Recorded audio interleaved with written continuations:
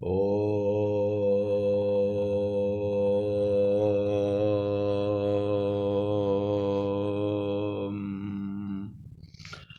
ওম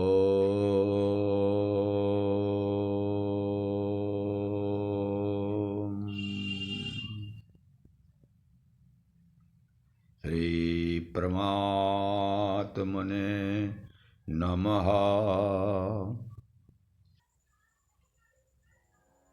সাধক তিন প্রকারের। যারা মৃদু অভ্যাস করেন, কেউ আর একটু বেশি মধ্যম মধ্যম করেন, আর কেউ তীব্র করেন। যেসব সাধক পরমাত্মাকে লাভ করতে চান, তারা তীব্রভাবেই অভিলাষী হন। তাই পরমাত্মাকে লাভের জন্য যে তীব্র অভিলাষ জীব করে, তখন আমাদের এই দৃষ্টি, এই যে চর্মচক্ষু দৃষ্টি, তার অগোচর, মন ও বাক্যের অগোচর বা মন ও বাক্যের অতীত, যিনি কোনো প্রকার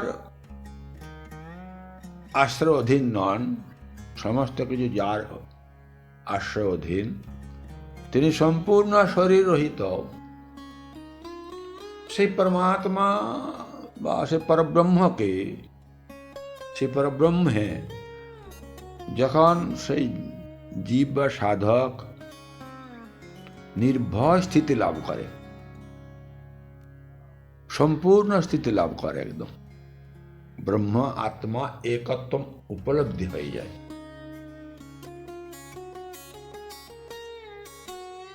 জীবের আর সাংসারিক ব্যবহার তার অন্তঃকরণে থাকে না।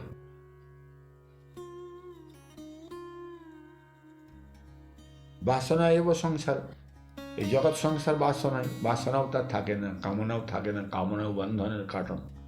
এসব থেকে যখন সে মুক্ত হয়ে যায় এবং সে পরমাত্মাতে যখন একদম পূর্ণভাবে নির্ভয় স্থিতি লাভ করে,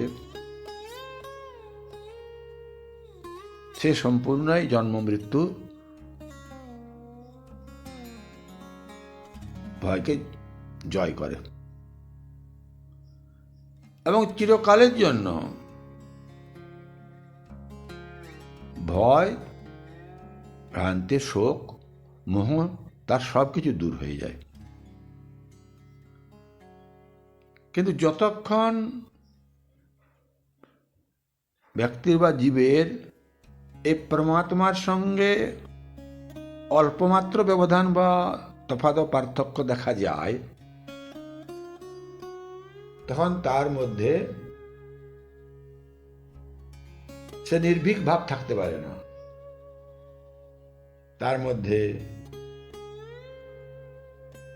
মৃত্যু ভয় থাকতে পারে, থাকবে, এবং তার জন্ম মৃত্যু দুই সম্ভব।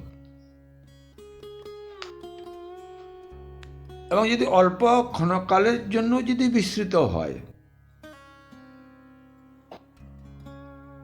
তাহলেও তার সেই জন্ম মৃত্যুর ভয় থাকবেই। একেবারে নিরন্তরভাবে যারা স্মরণ করেন, তারা ব্যতীত যারা নিরন্তর স্মরণ রাখতে পারেন না, সংসারের বাসনায় আবদ্ধ হয়ে পড়েন। তাই সেই স্বল্পকালের যে বিস্মৃতি, তার জন্য জীবের জন্ম মৃত্যু সম্ভব। ভগবান বলেছেন অর্জুন গীতায় যে যারা সারা জীবন যেভাবে কর্ম করে, মৃত্যুর সময় সেই ভাবনায় ভাবিত হয়ে যখন দেহত্যাগ করে, তখন তার সেই ভাবনা নিয়ে সে জন্মগ্রহণ করে।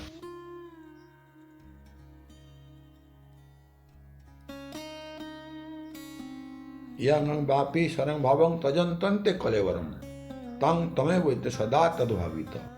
যারা সদা সেই সব ভাবে ভাবিত হয়ে কর্ম করে, চিন্তন করে, সারা জীবন ব্যতীত করে, মৃত্যুর সময় তো সেই চিন্তা আসবেই,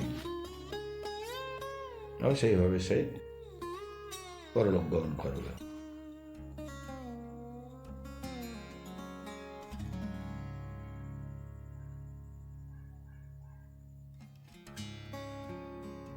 তাই ভগবান অর্জুনকে বলছেন তুমি যোগী হও। অর্জুন যোগী না হতে পারে, যোগভ্রষ্ট হলেও তার পুনর্জন্ম হয়, সেও ভগবান গীতায় বলেছেন। এবং কিভাবে জন্ম হয়, কোথায় জন্ম হয়, এবং জন্মের পর সে কিভাবে আবার স্মরণ মনন নির্দেশনের দ্বারা সে পূর্ণ স্থিতি লাভ করে, তাও ভগবান বলেছেন। তাই যতক্ষণ সেই পূর্ণ স্থিতি না হয় ততক্ষণ পর্যন্ত মৃত্যুর ভয় থাকে এবং জন্ম মৃত্যু সম্ভব হয়। যে অতি জ্ঞানী পণ্ডিত ব্যক্তি হন তিনিও এর অধীন হন।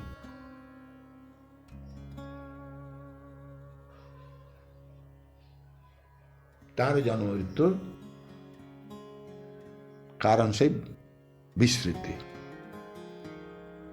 কারণ দেখা গেছে যে মহান শাস্ত্রজ্ঞ ব্যক্তিগণ এর ব্যতিক্রম হন না। কারণ এই জগৎ ভগবানের নিয়মে বাঁধা, তাঁর নিয়মেই চলছে। তো বলছে উপনিষদ, যত বাচো নিবর্তন্তে অপ্রাপ্য মনসা সহ আনন্দ ব্রহ্মণ বিদ্যা বিদ্যাং ন বিবেতি কুতশ্চ। এ বাক্য মনের সঙ্গে গিয়ে সে অনন্ত, কাল পর্যন্ত খুঁজলে সে অনন্তের সন্ধান সে পেল না।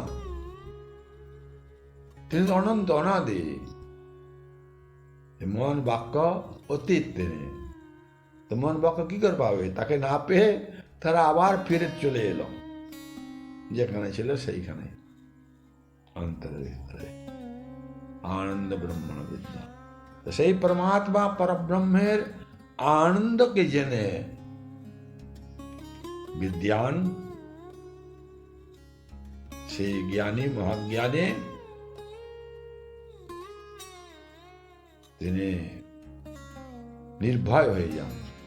তার কোনো ভয়ভীতি থাকে না, কোন মৃত্যুর ভয় থাকে না, কোন লোকেরও ভয় থাকে না, কোন মৃত্যুর ভয় থাকে না। আবার তাদের মধ্যে কোনো ভেদ বুদ্ধিও থাকে না। নতৎ ভাসয়তে সূর্য ন শশাঙ্ক ন পাবক যদ্গত্বা ন নিবর্তন্তে তদ্ধাম পরমং। তিনি কারো শাসনের অধীন নন, তিনি কার আশ্রয়ের অধীন নন। তার সেখানে যে জ্যোতি, সে ফুল ভোল্টেজ একদম।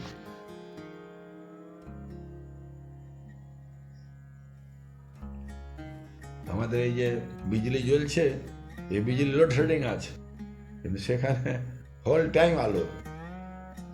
জ্যোতির্ময়, জ্যোতিরও জ্যোতি। সেখানে সূর্য, চন্দ্র, অগ্নি এরা তো তার তেজেই।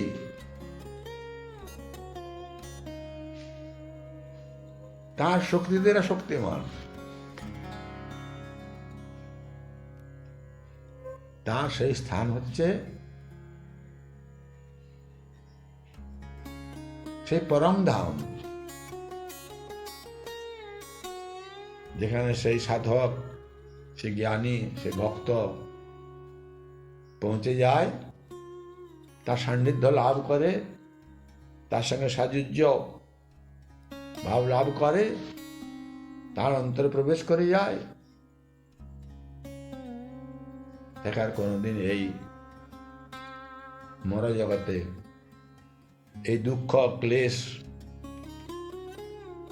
ভয়ের এই অশাশ্বত জগতে আর ফিরে আসতে হয় না। মাতৃগর্ভের জড়রে থেকে তার কষ্ট পেতে হয় না। পরম শান্তি, পরম আনন্দই তিনি লাভ করেন। সেই পরম আনন্দেই এই মনুষ্য জীবনের একমাত্র কাম্য। তাই ভগবান শঙ্করাচার্য বললেন, মনুষ্যত্ব, মুমুক্ষুত্ব এবং সৎপুরুষের সংসর্গই হচ্ছে মানব জীবনের সবচেয়ে বড় সম্পদ। ওম শান্তি।